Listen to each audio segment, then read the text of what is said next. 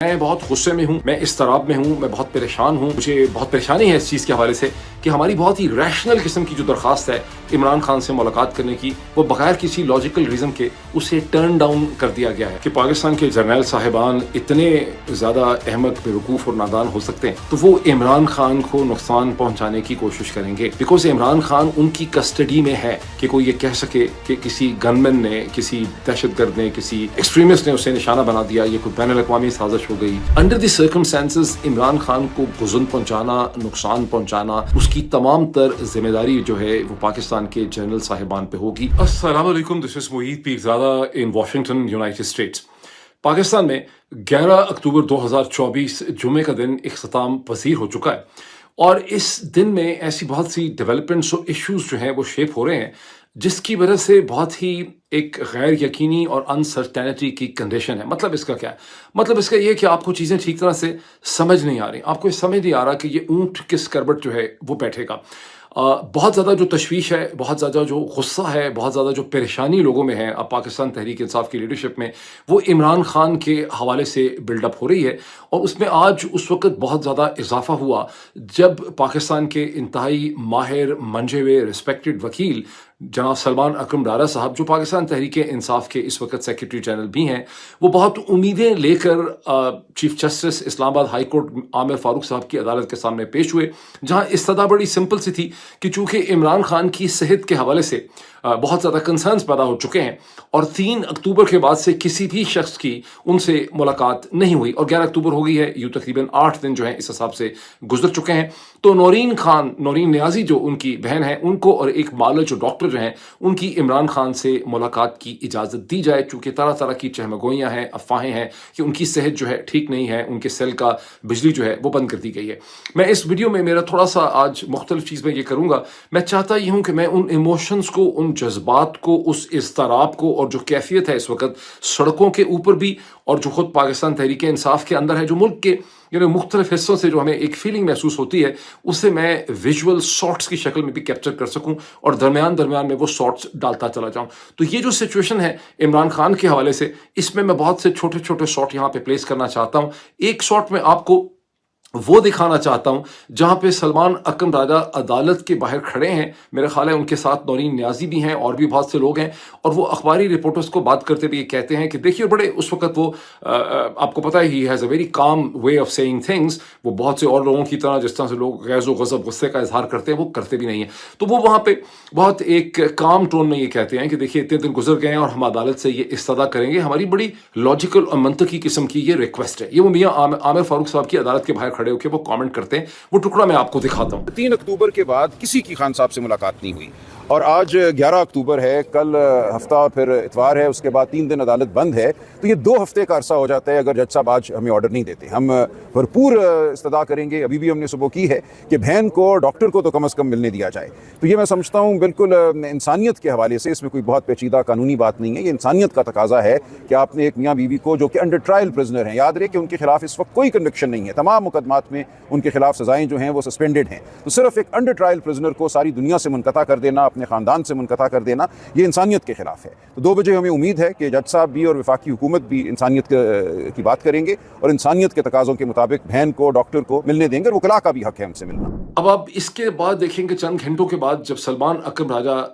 عامر فاروق صاحب کی عدالت سے باہر نکلتے ہیں، the logical, the rational, the reason Salman Akram Raja جو ہے وہ یہ کہتا ہے کہ میں بہت غصے میں ہوں، میں اضطراب میں ہوں، میں بہت پریشان ہوں،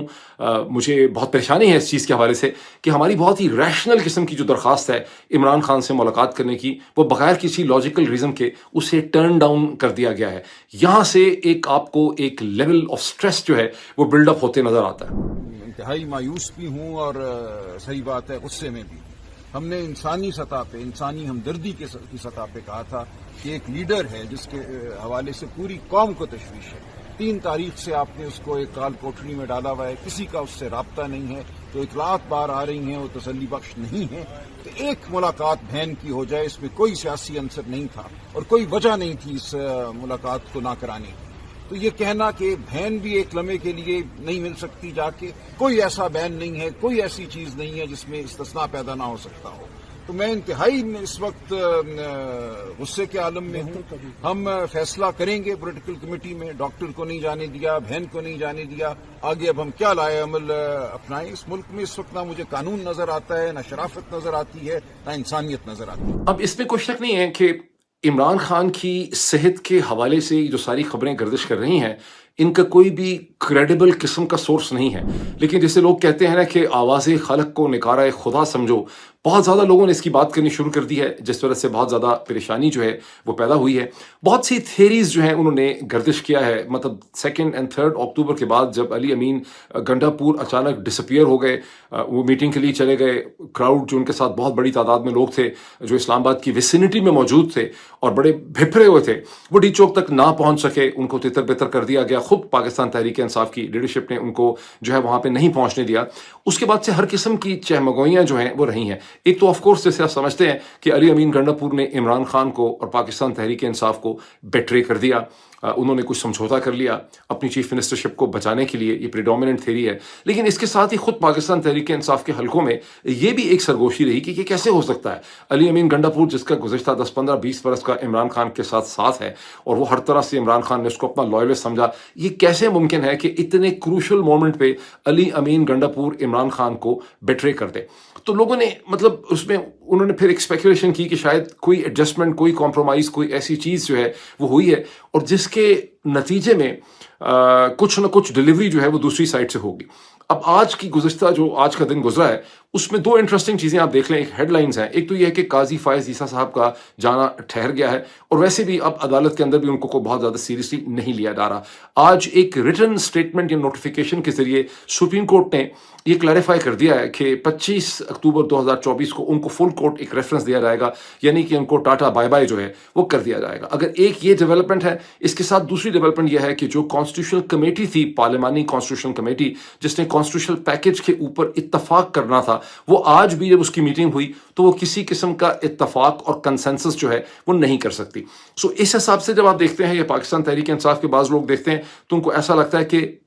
جو رجیم ہے شریف زرداری عاصم رجیم, اس نے کچھ نہ کچھ فلیکسیبلٹی دکھائی ہے. یہ رجیم کے اندر جو ماسٹر کنٹرولرز ہیں, جو ماسٹر فورس ہے, اس نے اپنی پشتون تحفظ موومنٹ کے حوالے سے, عمران خان کے حوالے سے, پی ٹی آئی کے حوالے سے کچھ نہ کچھ اس نے کوئی فلیکسیبلٹی یا کمپرومائز جو ہے وہ کیا. لیکن ظاہر ہے کہ حقیقت کسی کو نہیں پتا. لیکن آج کے بعد سے اگر کوئی تھوڑی سی لوگوں کی پیشنس تھی بھی عمران خان کی صحت کے حوالے سے, اس میں اب جو ہے نا وہ لوگوں کے صبر کا پیمانہ جو ہے وہ لبریز ہو گیا ہے. فار انسٹنس جب آپ عالیہ حمزہ کی اسٹیٹمنٹ دیکھتے ہیں, خالی عالیہ حمزہ ہی نہیں ہے, آپ کو درجنوں آوازیں جو ہیں وہ اسی قسم کی گھبرائی ہوئی, پریشان, غصے میں نظر آتی ہیں. اب ایشو یہ ہے کہ اگر لوگوں کو, جیسے کہ ایک کال آ چکی ہے کہ عمران خان کی طرف سے کہا جا رہا ہے کہ کال آئی ہے کیونکہ عمران خان نے اسے کیسے کنوے کیا. بہرحال 15 اکتوبر 2024 کی کال ہے کہ آپ ڈی چوک کی طرف چلیں. لیکن ساتھ ہی کنفیوژن ہے. ایک سوال یہ بھی ہے کہ ڈی چوک کی طرف جانا چاہیے یا اڈیالہ جیل کی طرف جانا چاہیے. ڈی چوک کی کال ہے, لیکن اس سے پہلے میں یہ حکومت وقت کو میں یہ وارن کر رہی ہوں کہ اگر آج ہمارے وکلاء کو یا خان صاحب کی بہن کو خان صاحب کی سے ملنے کی اجازت نہ دی گئی تو پھر کہیں ایسا نہ ہو کہ ہمارا سب سے پہلے رخ یہ اڈیالہ کی طرف ہو. دیکھیں, اگر پرسنلی مجھ سے کوئی پوچھے تو میرا دماغ نہیں مانتا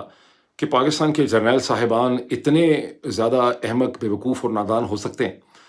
یا اتنے irrational ہو سکتے ہیں کہ اس قسم کے حالات جس قسم کے پاکستان میں اس وقت ہو چکے ہیں, اور اگر واقعی وہ پاکستان کا سوچتے تو وہ عمران خان کو نقصان پہنچانے کی کوشش کریں گے. بیکاز عمران خان ان کی کسٹڈی میں ہے.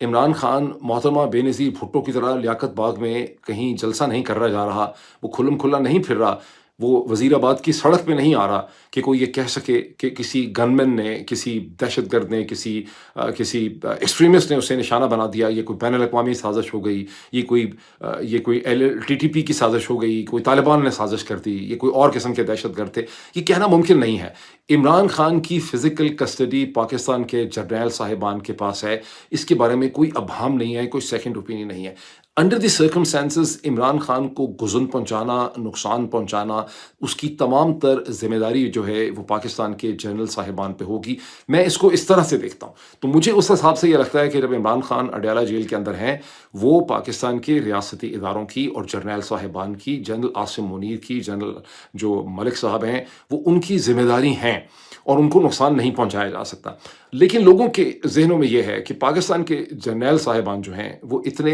एरोगेंट हैं, इतने पावर ड्रंक हैं, और वो सोचते हैं कि हर हादसा करके, हर जुल्म और ज़्यादती करके हम उसको सिचुएशन को संभाल लेंगे। क्या होगा, लोग ज़्यादा से ज़्यादा कुछ दिन 2 दिन शोर मचाएंगे, सड़कों पे तोड़ फोड़ करेंगे, रोए पीटेंगे, उसके बाद ठंडे होके बैठ जाएंगे। और इस ये जो एक एनालिसिस है जनरल साहिबान के पागल होने का या इर्रेशनल होने का, इसको भी बदकिस्मती से बहुत से एविडेंसेस जो हैं वो सपोर्ट करती हैं। फॉर इंस्टेंस आप ये देखिए कि जो इतवार के दिन में पश्तून तहफ़्फ़ुज़ मूवमेंट का सडनली उसको बैन कर देना, कोई बिल्डअप नहीं है, कोई डिस्कशन नहीं हो रही, कोई कंसेंसस नहीं है, कोई मीडिया डिबेट नहीं है, कोई पार्लियामेंट की डिबेट नहीं है, कोई कैबिनेट की डिबेट नहीं है, कोई अखबारों में उसके हवाले से डिस्कशन नहीं हो रही, कोई टीवी चैनल्स में कुछ नहीं हो रहा। ऑल ऑफ सडनली आप ये सुनते हैं कि मिनिस्ट्री ऑफ इंटीरियर ने section 11B of the anti terror act 1997 को इस्तेमाल करते हुए पश्तून तहफ़्फ़ुज़ मूवमेंट को बैन कर दिया है। इतनी ही बात नहीं ठहरती, अगले दिन पता चलता है कि जनाब जो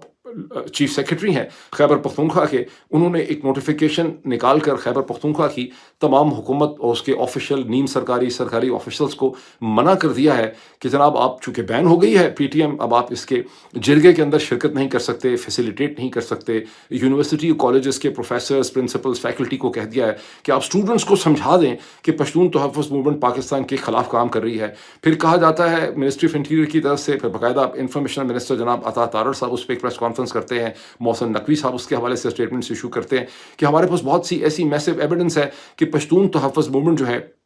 वो पाकिस्तान के ख़िलाफ़ काम तो कर ही रही है, लेकिन ये कि उसको बैरूनी ममालिक की फाइनेंशियल सपोर्ट और उसको मदद हासिल है, और हमारे पास एविडेंस आ गई है, हम उसे मज़ीद एक्सपोज करेंगे, उस पर मज़ीद इन्वेस्टिगेशन करेंगे। ये चीज़ें मैं अपने से नहीं बोल रहा हूँ, ये मैं कोई मुबालगा आराई नहीं कर रहा हूँ, ये पाकिस्तान के अखबारात के अंदर हुकूमत की पोजीशन स्टेटेड है। उसके बाद फिर ये दफ़ा 144 लगा देते हैं जमरूद के अंदर, कैप्टन सनाउल्लाह रिटायर्ड साहब को इस्तेमाल करके। ये सब कुछ सेंटर से किया जा रहा है। उसके बाद वहाँ पे बलवा होता है, लड़ाई होती है, वायलेंस हो जाती है, 4 लोग वहाँ पर जवान जो हैं वो वहाँ पे हलाक होते हैं, 10 से ज़्यादा लोग वह ज़ख्मी होते हैं, सिक्योरिटी एहलकार ज़ख्मी होते हैं। फिर इनको एहसास होता है कि हमने क्या किया, ये तो टोटली एक ऐसा इलाका है पाकिस्तान की tribal belt which is armed to teeth. और इनकी तो कन्वेंशन ये है गुज़श्ता 200-250-300 साल से, जितनी हमें तारीख पता है, कि जब ये एक दफ़ा छिड़ जाते हैं फिर ये बैठते नहीं हैं, फिर ये लगे रहते हैं। 80,000 पश्तून, 80,000 किसी जर्नल के मुर्गियां मार दो वो माफ नहीं करेंगे। अब जो भी इन जालिम जर्नलों के, इन जालिम पॉलिसी बनाने वाले जर्नलों की मुखालफत करेगा और मुजाहमत करेगा कि उसको राय रास्त पर लाएं, तो हम उसकी हिमायत करेंगे। मेरे जितनी भी मुतालबात है एक भी उस आईन और कानून से मावरा नहीं। हाँ अलबत्ता जर्नलों की जितनी भी अमाल है वो सारे इस आईन से मावरा है। वोट गायब हो गए तो बहुत बड़े जुलूस, बहुत बड़े इख्तिजाजी मुजाहरे होते हैं, और 8,000 से जायद पश्तून माओं के जिगर गोशे गायब तेरा पता थे, तब एहतजाज होना चाहिए था। फिर ये पलटा खाते हैं, फिर पलटा खाते हैं। उसके बाद आप वो तमाशा देखते हैं कि जनाबे वाला ग्रैंड जरगा हो रहा है, सरकारी जरगा होता है, यानी मैं, मेरी बीवी और बच्चे मिलके अपना एक जरगा कर लें अपने घर के ब्रेकफास्ट टेबल के ऊपर, उसको जरगा अनाउंस कर दें। उस जरगे के बाद CM को कहा जाता है, अली अमीन गंडापुर को, कि आप हालात को ठीक करें। अब अली अमीन गंडापुर जो है, अब आप अखबारों की हेडलाइन देखें, यानी मैं आपको ये कॉन्टेक्चुअलाइजेशन क्यों दे रहा हूँ। पहले कह रहे हैं बैन कर दिया है, दफ़ा 144 लगा दी है, बैरूनी इनकी इमदाद है, हम इनको देखेंगे, छोड़ेंगे नहीं, कोई इनमें पार्टिसिपेट नहीं कर सकता। अब अखबारों की हेडलाइंस देखें कि CM पहुंचे हैं जमरोद में और CM ने वहां पे इंस्ट्रक्शन दी हैं कि हर तरह से जरगे को फैसिलिटेट किया जाए, ये हमारे भाई हैं। वो जो जॉइंट प्रेस कॉन्फ्रेंस आपने देखी है अली अमीन गंडापुर की, उसका भी मैं टुकड़ा आपको दोबारा दिखाने की कोशिश करता हूँ, और उसकी जो मंजूर पश्तीन के दरमियान में रिवर्सल देखें आप, संडे से लेके फ्राइडे के दरमियान 5 दिन में रिवर्सल देखें। तो ये रिवर्सल जो इनका जो फैसला करने का तरीका है, जो सोचने का तरीका है, जिस तरह से झटकों में ये फैसले करते हैं, झटकों से उस फैसले को वापस लेते हैं, उससे फिर लोगों को बहुत ज़्यादा परेशानी होती है कि इनका जो डिसीजन मेकिंग है वो रैशनल नहीं है। अच्छा, मैं एक बहुत पुरानी एग्जाम्पल आपको दूंगा जिससे बहुत से लोग आप में से वाकिफ़ हैं। कहते हैं कि 16 दिसंबर 1971 को 1971 में जब अफवाज पाकिस्तान को बदकिस्मती से सरेंडर करना पड़ा पलटन मैदान ढाका में, اس کے بعد پنڈی کے جی ایچ کیو میں کیفیت یہ تھی کہ جنرل یحییٰ ان کے جرنیل جو تھے اس جھٹکے کے 24 گھنٹے کے اندر اندر ان کا یہ خیال تھا کہ کوئی ایسی بات نہیں ہوئی، we will continue as the president, ہم اپنی مرضی سے ایک نیا ویسٹ پاکستان کے اندر کوئی ارینجمنٹ یا پولیٹیکل ڈھانچہ جو ہے وہ کھڑا کر لیں گے۔ یہ ایک حقیقت ہے، مطلب ہو سکتا ہے آپ میں سے بہت سے لوگ جو بہت نوجوان ہیں وہ ان دونوں کے حقائق سے واقف نہ ہوں۔ سو جنرل یحییٰ اور ان کے جرنیل صاحبان نے ٹرانسفر آف پاور کرنے سے ویسٹ پاکستان میں انکار کر دیا۔ ان کا کوئی ایسا موڈ نہیں تھا، وہ سوچ رہے تھے کہ سانحہ 1971 کے باوجود ہم اسی طرح سے کنٹینیو کر سکتے ہیں۔ پھر کہتے یہ ہیں کہ لاہور یا کھاریاں سے بریگیڈیئر ایف بی علی ایک ایسا کوئی جوان مرد فوجی افسر تھا جس نے بغاوت کر دی اور وہ سیدھے اپنے ٹروپس لے کے پنڈی پہنچ گیا جی ایچ کیو میں، اور اس نے ان سارے جرنیل صاحبان کو حراست میں لے لیا اور اس نے انہیں مجبور کیا کہ یہ پاور ٹرانسفر کریں ذوالفقار علی بھٹو کو۔ This is how the transfer of power happened. یہ اور بات ہے کہ اسی بریگیڈیئر ایف بی علی کو اس کے ساتھ جو اس کے ایسوسیٹ آفیسرز تھے ان کے خلاف بعد میں ٹریزن کا مقدمہ چلوایا ذوالفقار علی بھٹو سے ہی، جس کو اٹک کانسپریسی کیس جو کہتے ہیں، اس وقت نہیں چلایا، ایک اور کیس جو ہے ان کے اوپر بعد میں ڈال دیا، ان کے اوپر ایک کیس چلا ہے۔ یہ دو ایویڈنسز جو میں نے آپ کے سامنے رکھی ہیں، اس سے یہ پتہ، اور اس طرح کی دیکھیں بہت سی ایویڈنسز اور نکالی جا سکتی ہیں، جس طرح سے جنرل مشرف نے نہ ایئر فورس کو پتہ، نہ آرمی ہائی کمانڈ کو پتہ، صرف چند جرنیل کو پتہ، اور انہوں نے کارگل میں انکرجن کا فیصلہ کر لیا۔ ٹھیک ہے، تو اس سے آپ کو پتہ چلتا ہے کہ ارریشنل ڈیسیجن میکنگ کی بھی بہت زیادہ ہسٹری جو ہے وہ اس ڈیسیجن، یہ جو ہمارا انسٹیٹیوشن اس میں پائی جاتی ہے، اور میرا خیال ہے کہ وہ جو ہسٹری ان کی ہے غیر ذمہ دارانہ حرکت کرنے کی، کہ دیکھے جائیں گے، چھتر پڑیں گے، لوگوں کو ٹھیک کر لیں گے، اس کی وجہ سے لوگوں میں اس وقت ایک بہت زیادہ اضطراب جو ہے وہ پایا جاتا ہے۔ لیکن ان کنکلوژن میں یہ کہوں گا کہ the rational self within myself, جو میرے اندر ایک منطقی ذہن ہے، یا جو میری ایک ریشنالٹی ہے، جو میرا ایک ریزن ہے، وہ یہ ایکسیپٹ کرنے کو تیار نہیں ہے کہ پاکستان کے جرنیل صاحبان اس قسم کے الجھے ہوئے، بکھرے، ڈسٹرب قسم کے حالات میں عمران خان کو نقصان پہنچا سکتے ہیں۔ لیکن جس طرح سے کہ سلمان اکرم رضا کہتے ہیں، انہوں نے آگے پیچھے مل کے سب سے پوچھا ہے کہ بھئی 3 اکتوبر کے بعد ہماری کسی سے عمران خان کی ملاقات نہیں ہو سکی۔ مجھے، اگر آپ نے پچھلا ویلاگ دیکھا، مجھے بڑی امید تھی کہ آج چیف جسٹس عامر فاروق صاحب کو استعمال کرتے ہوئے ایک پازیٹیو سگنل دینے کی کوشش کی جائے گی اور کچھ نہ کچھ ایک پروسیس چل پڑے گا، لیکن وہاں سے جو فلیٹ ریفیوزل ہے اس نے لوگوں کے خدشات کو، ان کے اضطراب کو بڑھا دیا ہے۔ میں نہیں سمجھتا کہ عمران خان کو نقصان پہنچایا جا سکتا ہے، لیکن میں سمجھتا ہوں کہ یہ اس وقت پاکستان کے جنرل صاحبان کی، جی ایچ کیو کی کچھ نہ کچھ وہاں پہ ریشنالٹی پریویل کرتی ہوگی۔ یہ آپ کی ذمہ داری ہے کہ آپ لوگوں کو اعتماد دلائیں کہ نہیں، عمران خان ٹھیک ہیں۔ فوری طور پہ ان کے ذاتی معالج کو، یعنی جو شوکت خانم ہاسپٹل کے ہیں اور ان کی جو سسٹر ہیں نورین نیازی، ان سے ان کی ملاقات کی اجازت ہو، اور سلمان اکرم ڈارا سے ہو، تاکہ وہ تمام اسپیکولیشنز جو ہیں وہ دم توڑ دیں جو اس وقت صورتحال ہمارے سامنے ڈیولپ کر رہی ہے۔ ابھی تو مجھے اتنا ہی کہنا ہے، پھر آپ سے ملاقات ہوتی ہے۔ Thank you.